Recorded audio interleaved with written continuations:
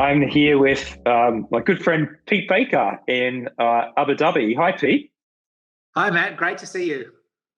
Yeah, good to see you as well. We go back a long way into Singapore when Pete was at Procter and Gamble, and then obviously followed you into um, Copenhagen with Maersk, and Pete is now the Group Chief HR Officer of First Abu Dhabi Bank. That's right. It's a privilege to be in Abu Dhabi at the moment, learning a lot in the role, and of course in these unique times over the last couple of months, we've learned a lot of lessons, and so I'm keen to reflect with you on some of those, Matt. Yeah, well, before we get to that, just tell us a little bit more about the bank and the dimensions of the business, employee base, and I guess what your role's covering as well.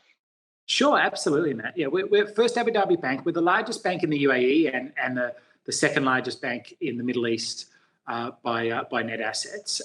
We primarily focus on serving GCC customers. So 87% of our business is in the Middle East, and then we do have operations in Singapore, in Hong Kong, Brazil, the US, France, and the UK, primarily serving our GCC customers. So, we play an important role in terms of the economic development of the UAE, as well as, of course, trying to keep those trade links moving between the Middle East and other parts of the world. We came together as First Abu Dhabi Bank only in 2018. We were the merger of two other banks, First Gulf Bank and the National Bank of Abu Dhabi came together.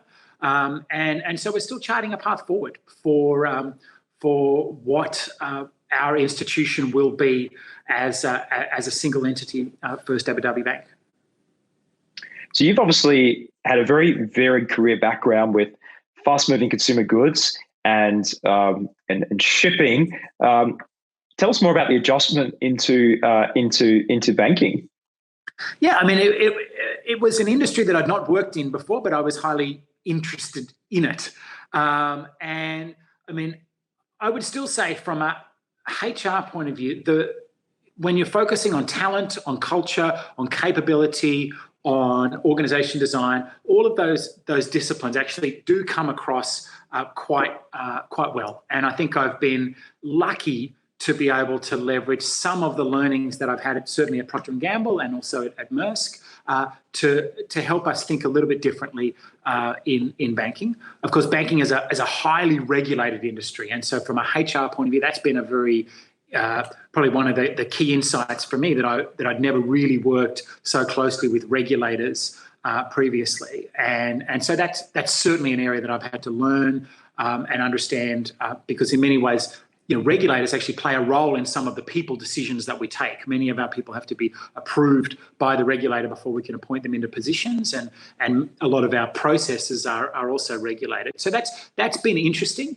but also, financial services is rapidly changing, and the way our CEO says is, in the future there may not be banks. There will always be banking, but there will never be banks. And so if we always rely upon the way that banks have always done it, we'll miss some huge opportunities. So one of the things we are trying to do is bring in folks with a non-banking background who can help us drive some of the transformation that we'll need to stay ahead of the game. I mean, customer behavior, customer expectations is changing extremely rapidly, and that's causing us as a bank to be able to change our offerings, our processes, our products very quickly as well, and that requires us to think a little bit different. So talk us through this unusual period where we've been through and we're still going through. What is that? How has that played out for you in your role as Chief HR Officer? I mean, it's been a fascinating time, and I think we will look back at this time as a unique time in our careers and in our history. I think if I think of the thread at the beginning, it really was that acute emergency idea of, can we keep everybody safe? And then can we keep the bank operating? And what was amazing about that that process is it really brought out the best in our best people. And we were able in this period of about 7 days move from 0% of our bank working from home to 90%. And we took care of our people, but we're also able to take care of our customers and keep the bank operating. And I mean, we were able to use that time, that kind of emergency idea, to challenge many of our fundamental assumptions about how we have to get work done. We were a very manually driven bank and a very attendance-driven bank in terms of the way we managed our workforce. And we'd already started having some of those conversations about how do we create a more flexible culture? How do we create a more empowered culture? How do we enable our people to be productive in different ways? But there was always, frankly, a lot of nervousness and a lot of resistance to different ideas and different ways of working. Well, guess what? The crisis comes, and all of a sudden we have no choice. We must send our people home, and all of a sudden things that were not at all possible become possible. And actually that's been wonderful from a culture side to really drive the boundaries of what's possible, while also ensuring that we maintain compliance with all of the appropriate regulatory and risk related elements of our processes. So that was at the beginning. And then as we moved through it, it kind of moved from acute to chronic. And that's actually the thing that I spend a lot of time thinking about at the moment, is that at the acute phase, there's a burst of energy, a burst of enthusiasm. Everyone goes and works from home, and actually everyone was really productive and really excited and interested about playing their role. But obviously, after now 3 months, there's some chronic issues that start to settle in. We haven't seen our colleagues now for several months. The Zoom fatigue, I think, is becoming well known in social media, and I think that is real. And so what we now have to cast our eyes to is how do we actually enable our managers, our leaders, and our employees to be effective as they continue, frankly, a significantly distant working arrangements with probably, frankly, in the UAE, not really an end in sight. And so I'm spending a lot of time thinking about that, of how can we drive and maintain that discretionary effort that we saw at the beginning of the crisis. How do we maintain that as the weeks and months go by? So that is certainly a big challenge for us. And then the third thing that's really on my mind is the FAB of the future, First Abu Dhabi Bank of the future. Our customers' behaviour is changing, and to some degree, it won't go back to the way that it was. So, as a very simple example, I think there's been plenty of research published in the last couple of months. All banks globally, that the footprint in retail branches, or footfall in retail branches, has significantly declined, and customers have got accustomed to doing their banking digitally, and that has real implications for us. It's a journey that we had already embarked upon, but it's something that now we have to really accelerate. So that will have implications for the size of our workforce in the future and the type of employees that we have in the organisation in the future. Our customers will expect that they can do all of their banking digitally, and we need to create a workforce and a culture that can support those customer expectations. So those are probably the three reflections on my mind right now. But it certainly is it's a privilege to be able to help be part of the organisation going through this journey. So something that comes to mind is, how do you create the agile feedback loops within the organisation at a top-level management perspective, your team, the teams of the management? Because obviously the prioritization of different issues now is coming like a fire hose, and timelines are being blurred as well. Talk us through how that's worked for you. Yeah, Matt, it's been very difficult, I must say, and because I think if you think about prioritization and strategic alignment, it might be that it's not the key things is not what you say yes to, but what you say no to. And we've actually found it really sometimes in our culture, and I think human beings find it hard to say no without being able to really give that full face-to-face context. So I think at the beginning, some of the more difficult decisions we deferred. We thought, oh, well, we'll wait till we're all back face-to-face and we can resolve this issue. But you tend then some of those things might spiral unresolved. So we're having to challenge ourselves as leaders to be more courageous, to actually be willing to say no over Zoom and over Microsoft Teams and those virtual those virtual tools. But you're absolutely that the risk of that is that you end up actually doing still too many things, and in an environment of compromised productivity, that means you potentially are sub-optimizing your results. But I think additionally, the human connection has really come through, and particularly that what you said before around that feedback loop. I think what we've seen is this crisis really has brought out the best in our best managers, but it has really exposed some of our less capable managers who were perhaps more focused on things, on inspecting their people, on time and attendance, on task-oriented direction.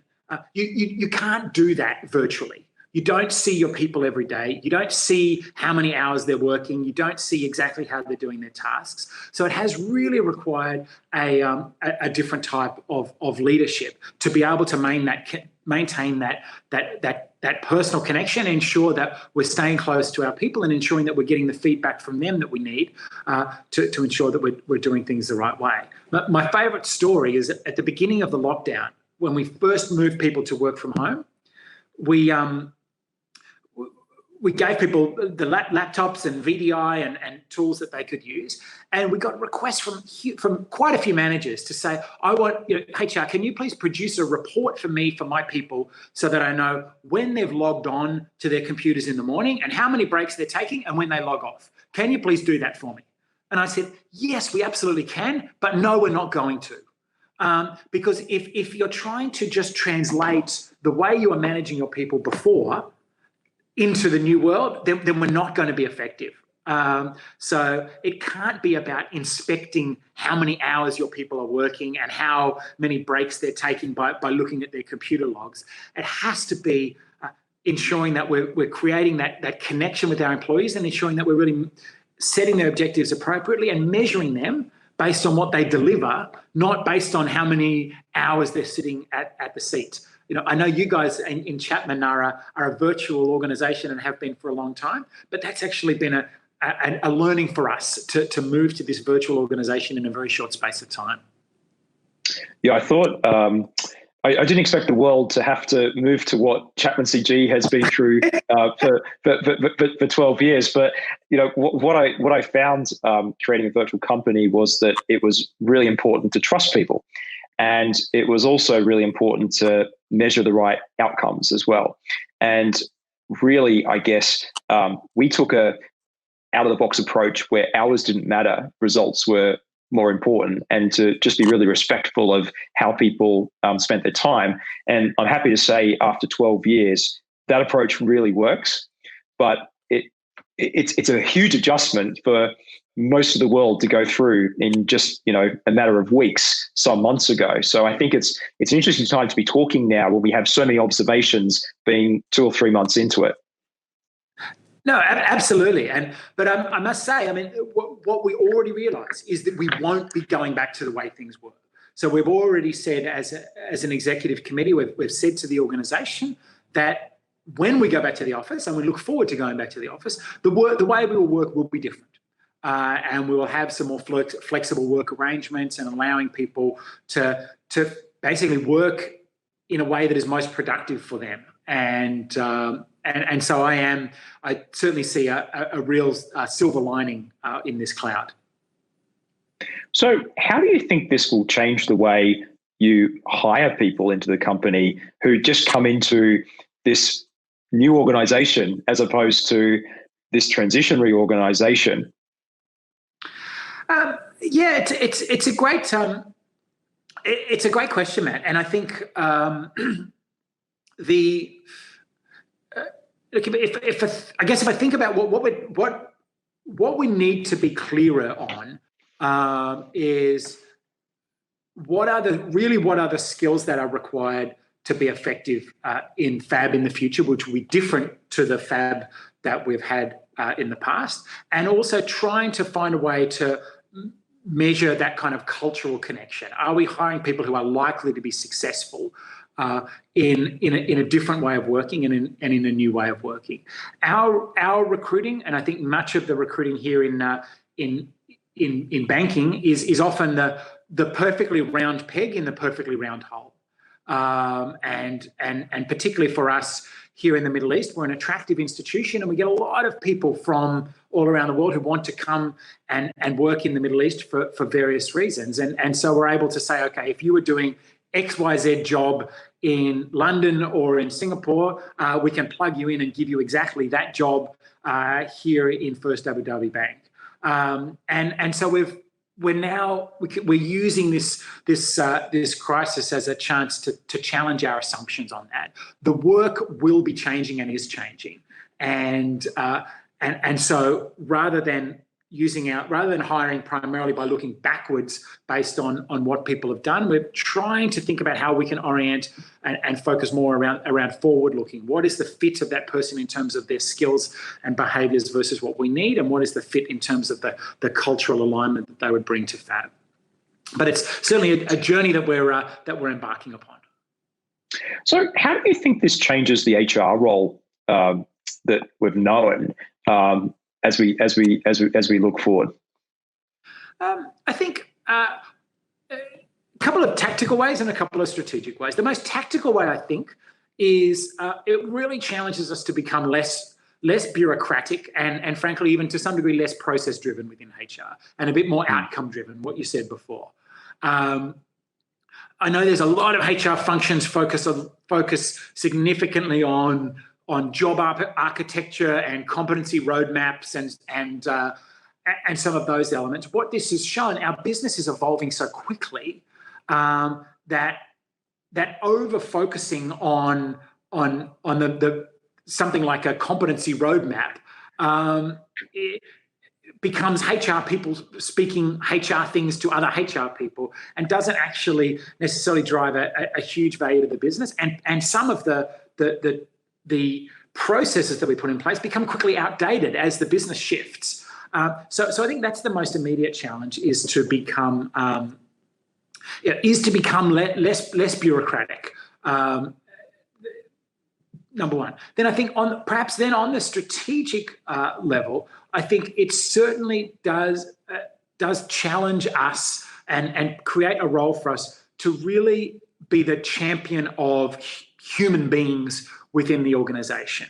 So on the assumption that frankly, managers will be spending less time face-to-face with their people for a long time, and we as HR people will also be spending less time physically with many of our staff, it really requires the best of us to form those real human connections with our employees, and looking for ways to build those connections, even though many of them are virtual. People are really, I think, needing and wanting a champion for them within the institution. And if you go back to one of the early versions of the Dave Ulrich model, he used to talk about the employee champion role within HR, and then that went away a little bit. I actually see that coming back in because with more virtual working, you simply don't have as much face-to-face interaction. And so we have to be the glue that binds employees to the organisation. Yeah, I think the human connection is more challenging to pull off in a virtual world because everything becomes somewhat one-dimensional. So if you're in an office, you bump into people, whereas you have to be more proactive in making sure that you make the time and make the effort. Otherwise, it's very easy for people just to disappear, and you don't realise that you haven't been interacting with them until it becomes apparent that it's been some time. No, that's exactly true. I mean, I used to be able to walk around the office and I could speak to 100 people in an hour. just wandering around the office, and many of our leaders did the same. Of course, that's much more difficult to do. You can't call 100 people up and have a Zoom call with them individually in 1 hour, but you can actually do that in an office environment. So it does require, I think, certainly our HR people, but also they need to ensure that leaders as well are doing that. Spending discretionary effort, simply connecting to their people, checking in, seeing how they're doing, seeing what help they need, seeing what barriers they're facing, and enabling them to at least have a voice in terms of how the work is done. Yeah, good. Well, Peter, thank you for your time. It's interesting to hear your perspectives, and I know this is just really the start of the journey, and I guess the new way of being able to do things. And I think you've always been someone who's been very open-minded. So good luck as you move forth in this role. Thanks, Matt. Great to talk to you.